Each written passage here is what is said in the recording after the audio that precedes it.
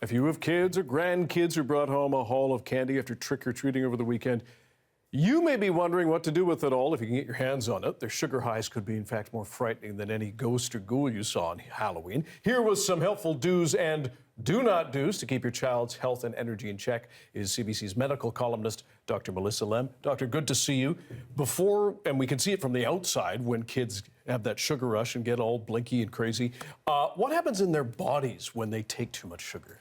Well, the first thing that needs to happen is the sugars in the candy have to be broken down into more simple sugars, and that begins in the mouth with the saliva.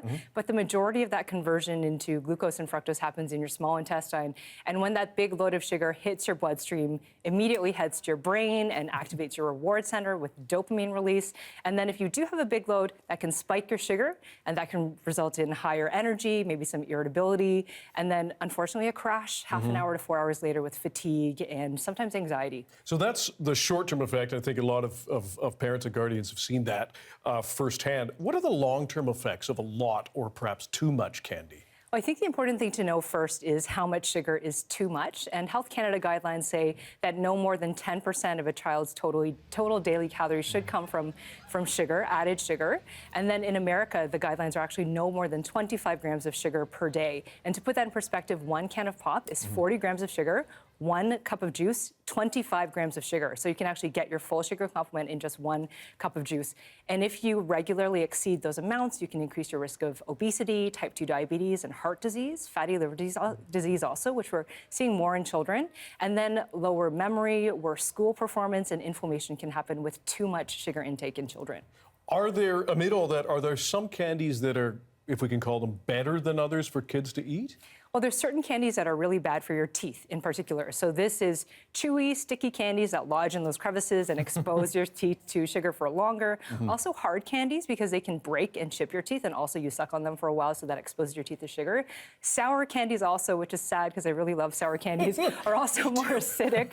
And so they can, again, wear away that enamel. But in terms of candies that are better for your teeth and for your body in general, dark chocolate with nuts, because they have more fiber and healthy fats, and also tend to be lower in sugar, tend to be better. So if you have to choose candy, go for some chocolate and nuts. If parents and guardians are watching this going, oh, okay, I don't know where they've hidden it, or I've got the bag and I'm trying to dole this out, do you have any helpful tips to manage that candy that can sometimes seem to last forever? Well, that's the million-dollar Halloween question, is try to get rid of it or let your child have it. And so I think... It's a gamble. Exactly. But one thing you can do, one strategy, is to slowly let them have 1 or 2 pieces per day, so to teach them moderation. But something else you can do is donate it to charity. So that's one option, in fact, my son's dentist engages in. And then also there's this tradition called the switch witch, where you actually get the child to trade in some of their candy or almost all of it for an experience or a healthier treat. But I think the most important thing to remember is letting your child binge on Halloween candy for one night is not going to harm their health long term. It's more those longer term health habits that are important with sugar in kids. Dr. Melissa Lem, our CBC Health columnist, we always appreciate your advice. Thanks very much. Thanks, Dan.